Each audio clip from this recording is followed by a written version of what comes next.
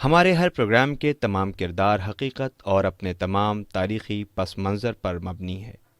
اس میں ہر طرح کے خیالی اور میتھیکل پہلوؤں سے پرہیز کیا گیا ہے، لیکن ویژول سچویشن کے اعتبار سے بعض جگہ پر اسکیچ ٹیکنک سے کام لیا گیا ہے، جو تصوراتی ہوتے ہوئے بھی حقیقت سے بہت قریب ہے۔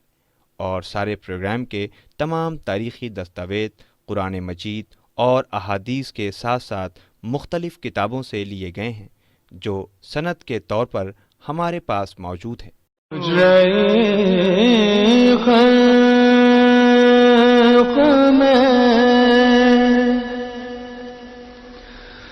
ان آنکھوں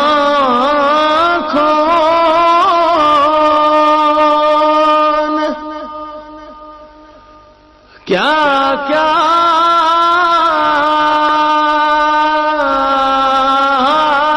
دیکھا۔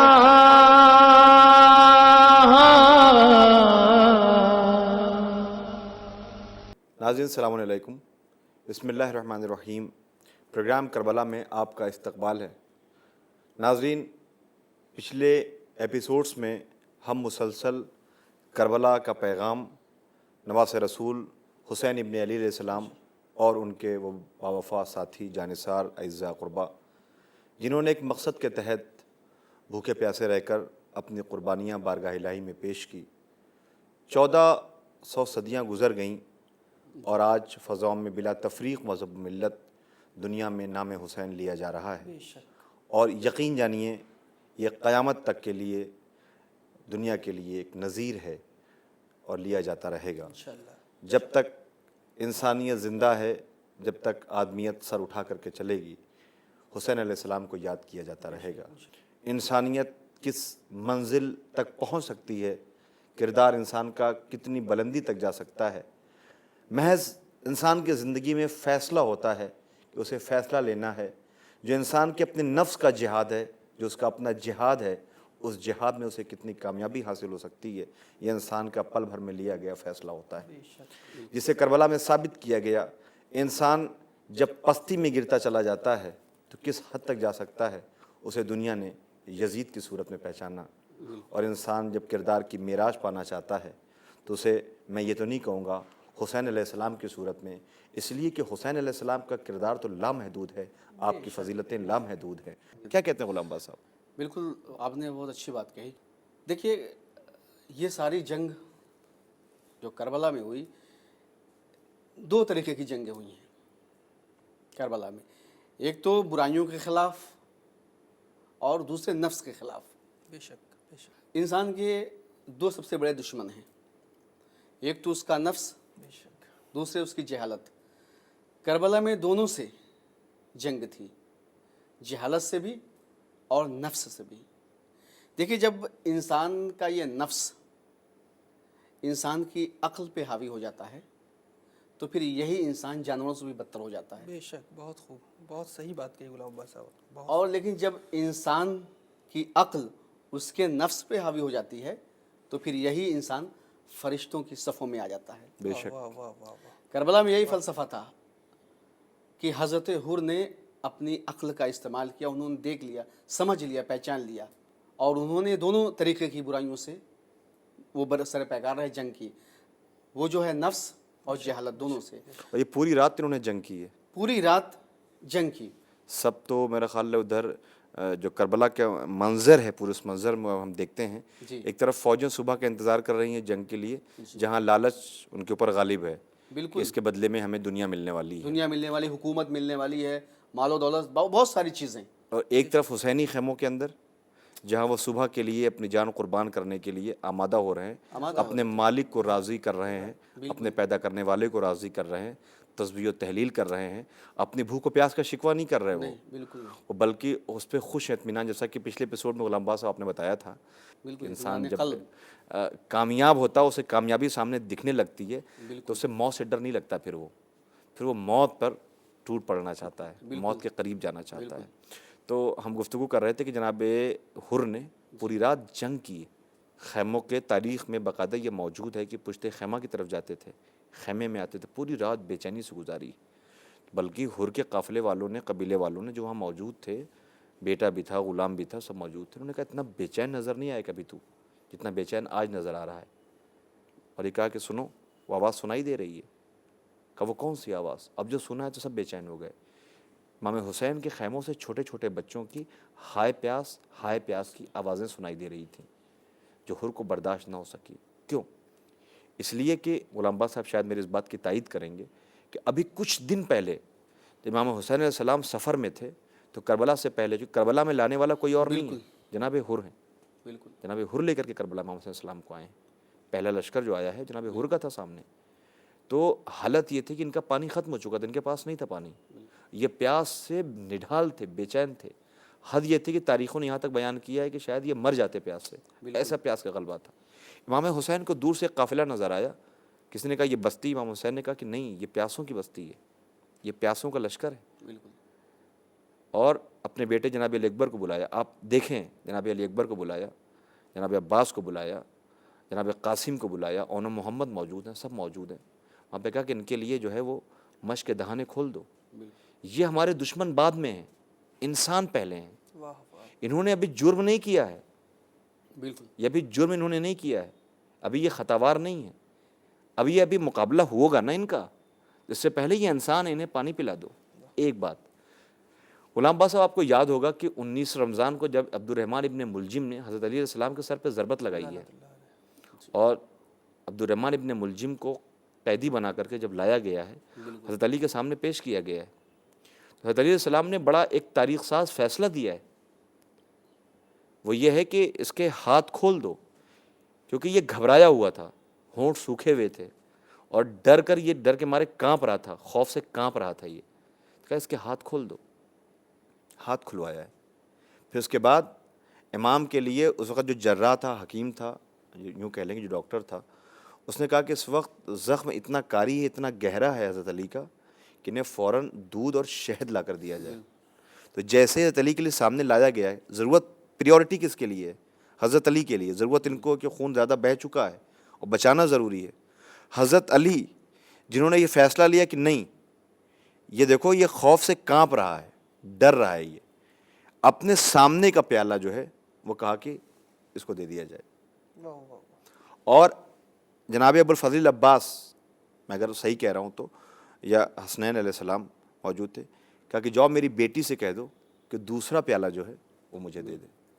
یعنی معلوم ہے بیٹی کو کہ باپ کا قاتل ہے, اور باپ اس قاتل کو جو ہے وہ شہد اور دودھ دیا جا رہا ہے. آپ یہ دیکھیں کہ کتنی بڑا میسج ہے اس گھرانے کا.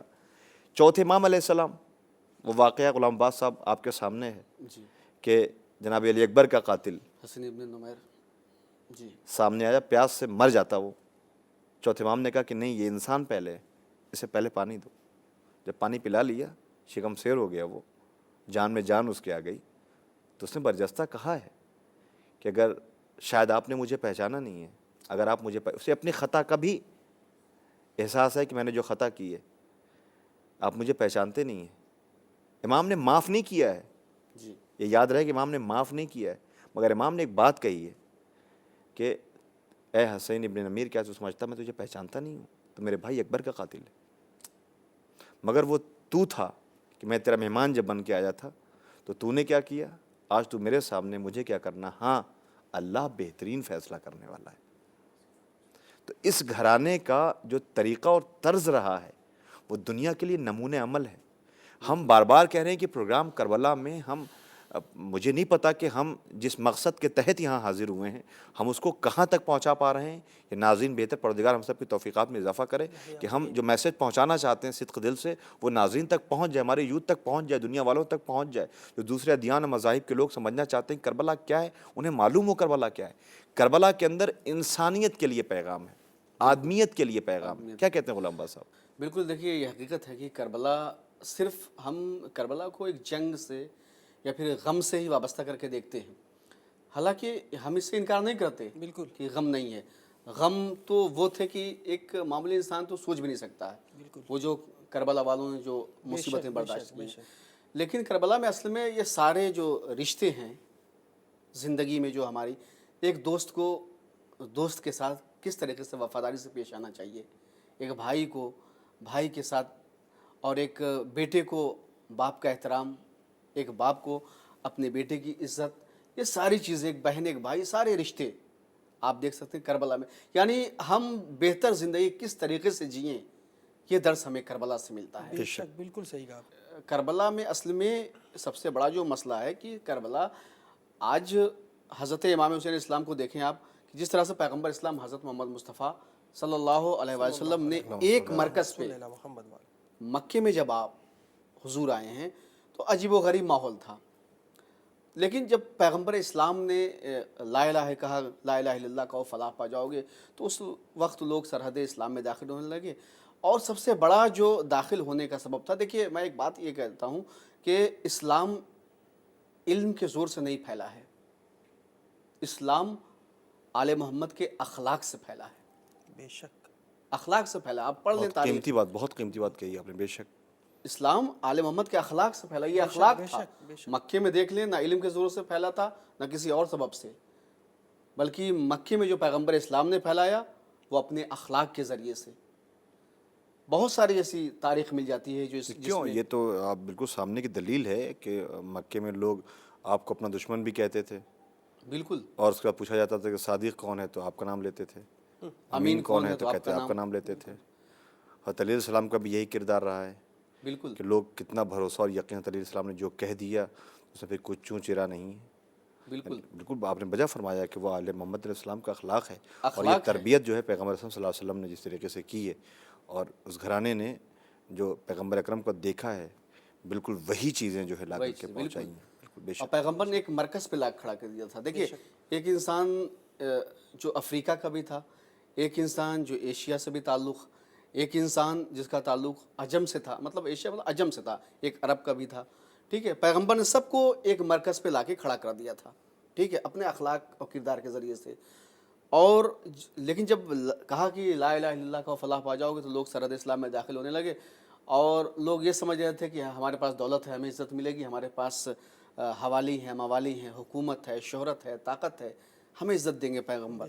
لیکن پیغمبر نے ان ساری چیزوں کو سرے سے خارج کر دیا. کہا دیکھو، نہ یہاں دولت، نہ شہرت، نہ حکومت، نہ حوالی، نہ موالی، یہ سارے ان ساری چیزوں کو، یہ تمام غرور شاہی کو یہاں ان جوتیوں تلے رون دیا جائے گا. یہاں تو صرف اسے عزت دی جائے گی جس کے پاس کیریکٹر ہوگا، کردار ہوگا. بالکل ویسے ہی حضرت امام حسین علیہ السلام نے ایک کردار، پیغمبر کا کردار تھا کہ جو ایک مرکز پہ لا کے کھڑا کر دیا تھا.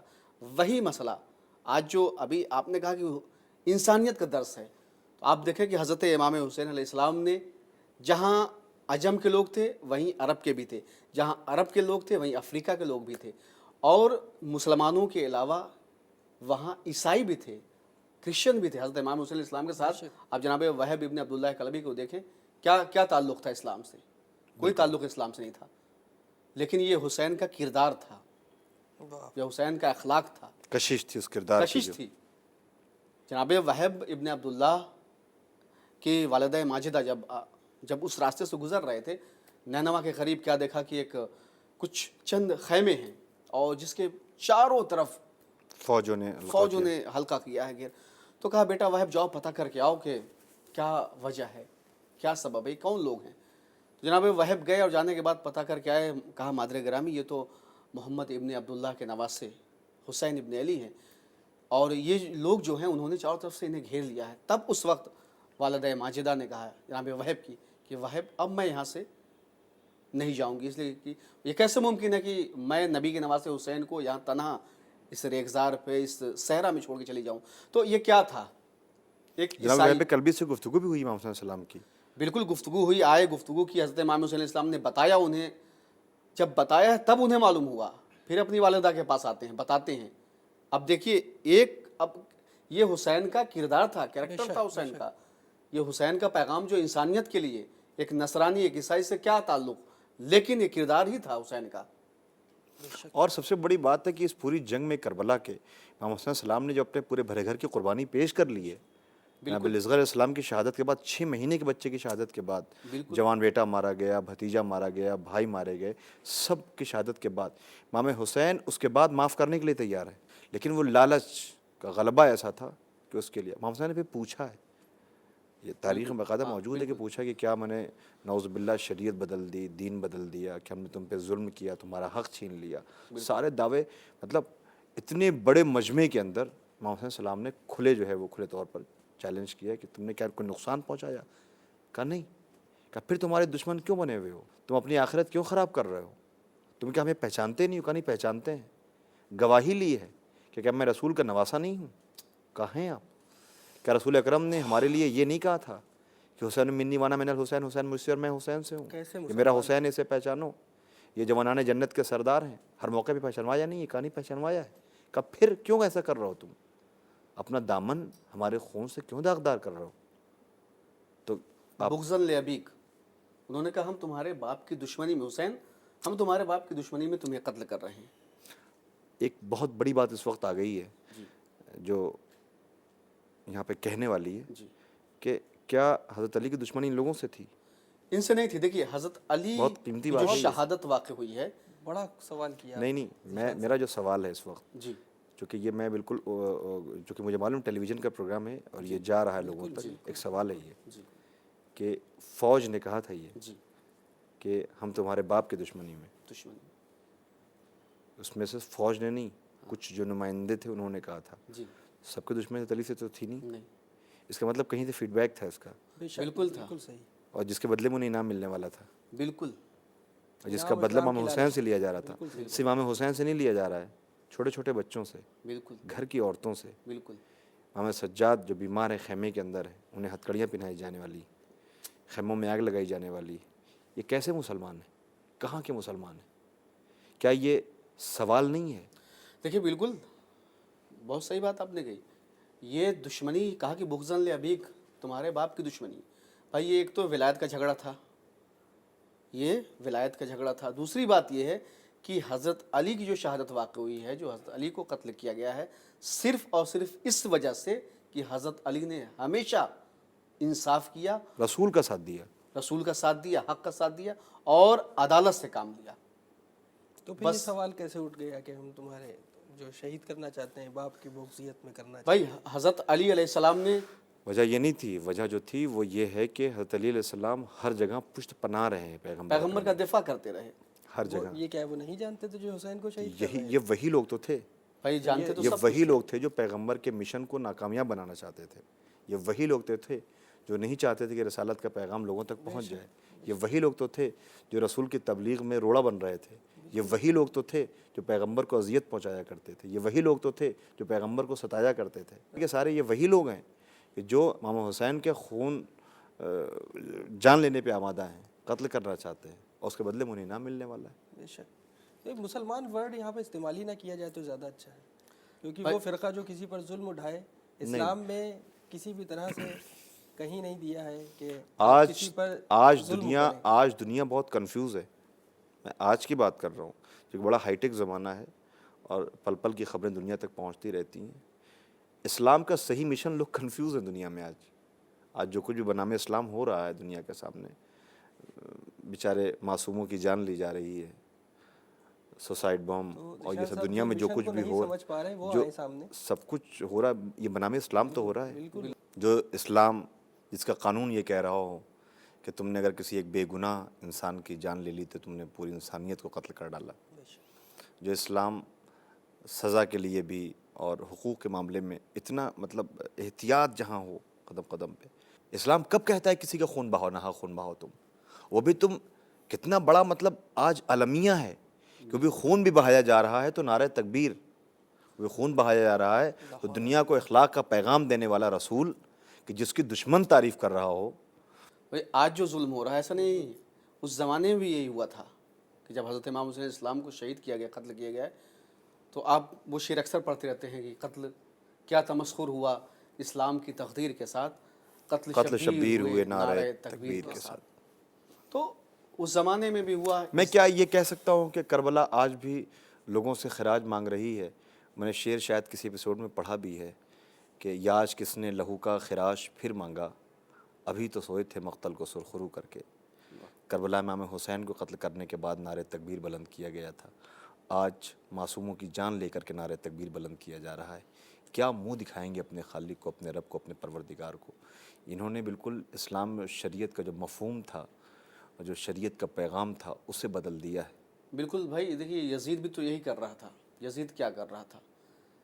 یزید جو آج یہ خارجی, یہ حضرت علی علیہ السلام کے زمانے میں بھی موجود تھے یہ خارجی, ٹھیک ہے. یزید جس زمانے میں تھا اس زمانے میں بھی وہ خارجی موجود تھے, اور آج بھی یہ جو موجود ہیں یہ خارجی ہیں. یہ اسلام تو چھوڑیے, یہ انسانیت کے دشمن ہیں. انسان کہنے لائق بھی نہیں, انسان کے لائق, کہنے کے لائق بھی نہیں ہیں, بے شک. بلکہ یہ تو جانوروں سے بھی بدتر ہیں. کیونکہ اسلام میں تو ایسا, دوسروں کی بات تو چھوڑیے, اپنے آپ کو سوسائڈ کرنا, اپنی جان دینا قرآن نے منع کیا ہے. کہا تمہیں یہ اختیار نہیں کہ تم اپنے آپ کو قتل کر لو, یعنی اپنے گردن کاٹ لو یا کسی بھی طریقے سے خود کا. کیوں؟ اس لیے کہ جس میں تم نے تھوڑی بنایا ہے. بالکل, اس کا بنانے والا کوئی اور ہے. یہ تو امانت تمہارے پاس ہے نا. امانت ہے. تو اپنی زندگی کو بھی ختم کرنے کے لیے اسلام نے نہیں کہا, تو آپ تو دوسروں کی زندگی ختم کر رہے ہیں. معصوم بچے, بے گناہ, کون سا مذہب ہے؟ دیکھیے مذہب, ریلیجن کوئی بھی ہو, ہم کسی بھی, کوئی بھی ریلیجن ہو, کوئی بھی ریلیجن یہ نہیں سکھاتا کسی کو قتل کرو. میں اس پروگرام کے حوالے سے خدارہ میڈیا سے دنیا میں دوسرے ادیان مذاہب کے لوگوں سے بتا سکتا ہوں بالکل کہ خدا کی قسم وہ کچھ بھی ہوں, ایسے لوگ مسلمان نہیں ہو سکتے. بے شک. اسلامی نقطہ نظر سے کہیں مسلمان نہیں ہو سکتے. تو آپ سب سے گزارش ہے کہ کبھی بھی انہیں مسلمان نہ کہا جائے, یہ انسانیت پر احسان ہوگا. تو آصف صاحب, چونکہ پروگرام کا وقت ہمارے بہت اچھے گفتگو کے مراحل میں ہم پہنچ گئے تھے, اور ایسے موقع پہ چونکہ وقت کی پابندی ہے, زنجیریں ہیں جو ہمیں جکڑے ہوئے ہیں اور ہم مجبور ہیں, تو ایسے میں ہم چاہیں گے کہ ایک بار پھر پچھلے ایپیسوڈس کی طریقے سے آپ لکھنؤ کی نمائندگی کریں. خان صاحب, ایام ازاں ہے اور صحیح بات ہے, حقیقت ہے کہ جس وقت ابھی آپ لوگ کی جو گفتگو تھی, صحیح میں دیکھا جائے جو چل رہا ہے گفتگو کا, کس طریقے سے آج حملے ہو رہے ہیں مسلسل زائرین پر آپ کہیں, اور عزاداران مظلوم کربلا حضرت امام حسین السلام کی وہ شہادت جو منائی جاتی ہے پوری دنیا میں. ابھی شہادت کا میرے خیال سے ابھی کچھ اٹیک ہوئے, کچھ ٹائم پہلے ہی ہوئے, اور مسلسل ہو رہے ہیں. تو اگر ہم غور کریں تو یہ حقیقت میں جیسے آپ نے بتایا کہ مسلمان تو نہیں ہو سکتے. مسلمان ہوتے تو مسجدوں کو اڑاتے, بالکل بالکل, نمازیوں کو بلاس کرتے ہی ہے. جس مالک کا سجدہ کر رہا ہے اسی مالک کا سجدہ وہ بھی کر رہے ہیں. تم کچھ نہیں تو نمازیوں کو اڑائے ہوئے ہو. زائرین کو جو ہے جس طریقے سے مظلوم پہ رونے جا رہے ہیں, وہ کربلا والوں پہ رونے جا رہے ہیں. ہم ایسے لوگوں سے بس یہی کہیں گے کہ ایام ازاں ہے, فرش ازاں ہے, آئیں اور سیکھیں آ کے درس کربلا سے کچھ چیزیں. یزید تو گزر گیا, یزید اب نہیں ہے, اس کا نام لینے والا کوئی نہیں ہے, مگر یزیدیت ہے. یزیدیت ہے. تو میری ان یزیدیت اور اس فرقے سے درخواست ہے کہ اگر کچھ سیکھنا چاہتے ہیں ابھی بھی موقع ہے, آ کر کچھ سیکھ لیں. درود پڑھیں ایک صلی اللہم صلی علی اللہ محمد. یہ کلام ہے اسیم لکھنوی صاحب کا, اور اس کے کچھ مصرے آپ کے سامنے پیش خدمت ہیں. ارشاد. شہ کی دختر سو رہی ہے شام کے زندان میں, شہ کی دختر سو رہی ہے شام کے زندان میں, ایک صفے ماتم بچھی ہے شام کے زندان میں, شے کے سینے پر قرار آتا تھا جس غم خار کو, خاک پر سوئی ہوئی ہے شام کے زندان میں, شے کی دختر سو رہی ہے شام کے زندان میں. عابد بیمار کے ہاتھوں سے یہ مت پوچھئے جس طرح تربت بنی ہے شام کے زندان میں, شے کی دختر سو رہی ہے شام کے زندان میں، سید سجاد کی آنکھوں سے آنسو ہے رواں، بے کسی ہی بے کسی ہے شام کے زندان میں، شہ کی دختر سو۔ آصف صاحب، آپ نے بڑا قیمتی کلام، اس میں حسین علیہ السلام کی وہ بیٹی جو 4 سال کی ہے، جو اپنے بابا کی مظلومیت کا مرثیہ پڑھتی ہوئی دنیا کو یہ بتاتی ہوئی چلی ہے کہ ہم اس گھرانے کے ہیں جس گھرانے میں یتیم، مسکین، سائل، فقیر جو بھی اس در سے آیا کبھی خالی ہاتھ لوٹ کر کے نہیں گیا۔ ہمارے اجداد نے سب کی تربیت کی، پرورش کی اور سب کا دامن بھرا، لیکن آج اسی کی آل، اسی کی اولاد، اسی کی بیٹی اپنے بابا کو تلاش کر رہی ہے۔ میرے بابا کا لاشا بے گور و کفن کربلا میں پڑا ہوا ہے، بھائیوں کے لاشے بے گور و کفن پڑے ہوئے ہیں۔ حسین علیہ السلام کی مظلومیت ہے کربلا میں اپنے بھرے گھر کی قربانی پیش کر کے انسانیت کو بچا لیا، اور یہ محرم، یہ ایام عزا انہی امام علیہ السلام کی تبلیغ، تربیت کو دنیا تک پہنچانا ہے۔ یہ ایک احتجاج مسلسل ہے جو ظلم کے خلاف ہے، اور یہ کربلا شہیدوں کی یاد ہے جو قیامت تک باقی رہے گی، زندہ رہے گی، اس لیے کہ جس کی راہ میں انہوں نے قربانی پیش کی تھی اس نے یہ وعدہ کیا ہے کہ جب تک یہ دنیا رہے گی، یہ کائنات ہے، حسین کا نام زندہ رہے گا، حسین کے چاہنے والے اسی طریقے سے یا حسین کی صدائیں بلند کرتے رہیں گے۔ تو ہم ناظرین، ہم وہ خوش نصیب ہیں کہ جو اس قبیلے میں ہیں جہاں محمد و آل محمد علیہ السلام کی محبت پائی جاتی ہے۔ پروردگار ہم سب کی توفیقات میں اضافہ فرمائے اور ہمیں سچا محب بنائے۔ ہمارے پروگرام کا وقت ختم ہوتا ہے، ہماری انشاءاللہ پھر ملاقات ہوگی پروگرام کربلا میں۔ ہمیں حسن آصف صاحب اور غلام عباس صاحب کو اجازت دیجیے، دعاؤں میں یاد رکھیے گا۔ خدا حافظ۔